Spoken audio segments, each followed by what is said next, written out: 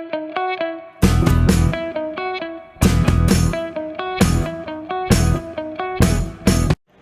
Friends, வணக்கம் and welcome to எங்கள் வீட்டு சமையல். நம்ம இன்றைக்கி வறட்டு இருமலுக்குரிய வீட்டு வைத்திய குறிப்புகள் தான் நம்ம பார்க்க போகிறோம். என்னன்னு பார்ப்போம் வாங்க. இந்த வீடியோவில் வறட்டு இருமலை குணமாக்க சில எளிய ஹோம் ரெமடிஸ் தான் சொல்லியிருக்கோம். இந்த பிரேக் ஆஃப் வர்றதுக்கு காரணம் நம்ம நெஞ்சில் சளி இறுகி போயிருக்கும். அந்த இறுகின சளியை கரைக்கிறதுக்கு 6 ரெமடிஸு இதில் சொல்லியிருக்கோம். அது ஒவ்வொன்றா என்னன்னு பார்ப்போம். வறட்டு இருமலுக்கு சில ஹோம் ரெமடிஸ் தான் சொல்ல போகிறோம். அதில் ஃபஸ்ட்டு ரெமடி தான் இப்போ சொல்ல போகிறோம். அதாவது நீங்கள் வறட்டு இருமலுக்கு எப்பயுமே நல்லா வெது வெதுப்பான சுடு தண்ணி தான் குடிக்கணும். அப்போ தான் அவங்களுக்கு நெஞ்சில் இருக்கிற அந்த சளி கரையும். உங்கள்கிட்ட துளசி இலை இருந்துச்சுன்னா அதையும் போட்டு நீங்கள் அதில் இதை டிப் பண்ணி ஊற வச்சு அதில் குடிச்சிங்கன்னா அது ரொம்ப நல்லது. அதாவது துளசி ஒரு கிருமி நாசினி. அதனால் உங்கள் வறட்டு இருமலை குணமாக்குறதுக்கு அது உதவும்.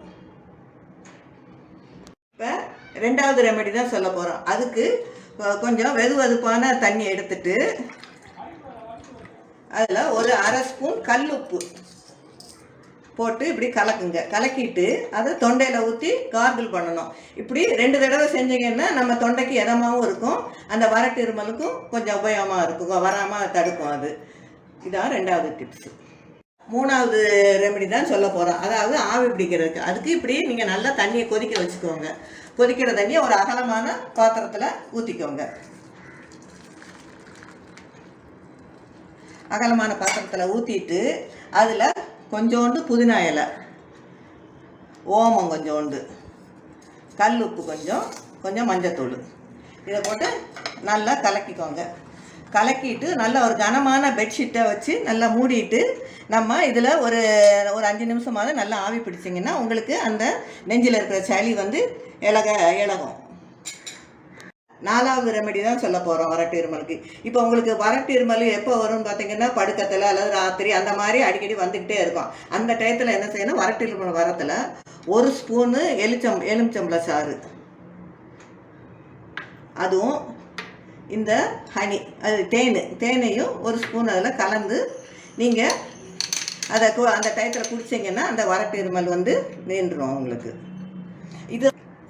இதை நீங்கள் சின்ன பிள்ளைகளுக்கு லைம் ஜூஸ் கொடுக்க முடியாத பட்சத்தில் நீங்கள் இதே மாதிரி ஏலக்காய் தூள், நல்லா வலுவலுன்னு அரைச்ச ஏலக்காய் தூளாக இருக்கணும், அதை 1 சிட்டிகை இப்படி போட்டுட்டு அதில் கொஞ்சோண்டு தேன் கலந்துடணும். தேன் கலந்து அதில் வாயில் வச்சிங்கன்னா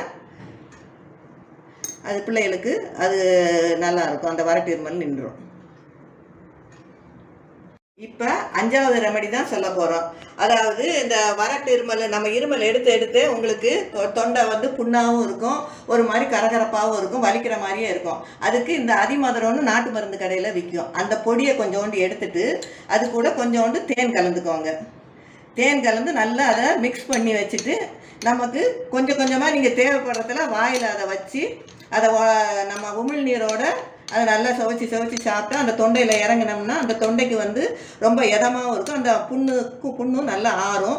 உங்களுக்கு இந்த அதிமதுரம் கொஞ்சம் இனிப்பு நிறைஞ்சதாக இருக்கும், அதனால் அந்த தொண்டைக்கு நல்லா இருக்கும். இருமலுக்கான ஒரு கஷாயம் தான் செஞ்சு காட்ட போகிறோம். அதுக்கு ஒரு துண்டு இஞ்சி, ஒரு 1/2 ஸ்பூன் மிளகு, அது 1/2 ஸ்பூனு சீரகம், கொஞ்சோண்டு இந்துப்பு, ஒரு 1/2 லெமன். இந்த இஞ்சி மிளகு சீரகம் எல்லாத்துலேயுமே சளியை போக்குற குணம் இருக்குது. அதை வாங்க அதை எப்படி செய்யலான்னு பார்ப்போம். இஞ்சை திருவி வச்சுருக்கு. பிறகு இந்த மிளகும் சீரகத்தையும் ஒரு இடிப்பானில் போட்டு இடித்து வச்சுக்கோங்க.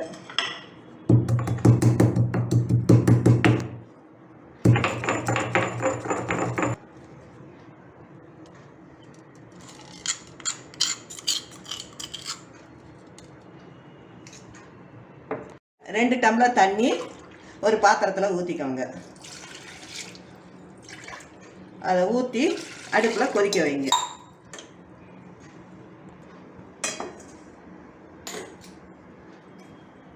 அது கூட கொஞ்சோண்டு உப்பு, அரை சிட்டிகை உப்பு போட்டுக்கோங்க. அது நல்லா கொதிக்கட்டும். இப்போ தண்ணி நல்லா கொதிச்சிருச்சு. அப்போ அதில் நம்ம அந்த துருவி வச்ச இஞ்சி இருக்குல்ல, அதை இஞ்சியும் மிளகும் சீரகம் இடித்து வச்சுக்கிட்டோம்ல, அதையும் போடணும். போட்டு அது நல்லா அதை கிண்டி விட்டுட்டு அது அந்த 2 டம்ளர் ஊற்றின தண்ணி வந்து 1 டம்ளராக வத்துற வரையும் கொதிக்க வைங்க. இது வந்து இந்த கஷாயம் நல்லா கொதிச்சிருச்சு. 2 டம்ளர் ஊற்றுனது 1 டம்ளர் ஆயிடுச்சு. இப்போ நீங்கள் ஃப்ளேம் ஆஃப் பண்ணிவிட்டு இதை வந்து ஒரு இதில் இறக்கி வச்சுட்டு அதை வந்து ஒரு தட்டை வச்சு மூடி வச்சுருங்க. ஒரு 20 நிமிஷமாவது மூடினா தான் அது ஆறும். அதுக்கப்புறம் நம்ம எலுமிச்சம்பழம் புளிவோம். இது நல்லா ஆறிடுச்சு. அதை நீங்கள் ஒரு இதில் வந்து வடிகட்டிக்கோங்க.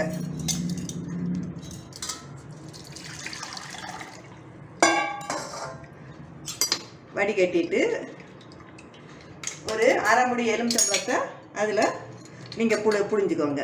அதாவது ஆறின பிறகு தான் இந்த எலுமிச்சம்பழத்தை புளியணும். அப்போ தான் நமக்கு அதனோட அந்த விட்டமின் சியோட சத்து கிடைக்கும். அதே மாதிரி நீங்கள் இந்த எலுமிச்சம்பழத்தை புழிஞ்சிட்டு 10 நிமிஷத்துக்குள்ளே குடிக்கணும். ரொம்ப நேரம் அதை வச்சுருக்கக்கூடாது. இது வந்து நீங்கள் ஒரு நாளைக்கு 2 தடவை குடிக்கலாம். இப்போ இந்த ட்ரை காஃபை பற்றி உள்ள உங்களுக்கு இந்த ஹோம் ரெமடிஸ் வந்து உங்களுக்கு ரொம்ப யூஸ்ஃபுல்லாக இருக்கும்னு நம்புகிறோம். இது 6 ரெமடிஸை நீங்கள் ட்ரை பண்ணிவிட்டு உங்கள் கமெண்ட்ஸை சொல்லுங்கள். நன்றி, வணக்கம்.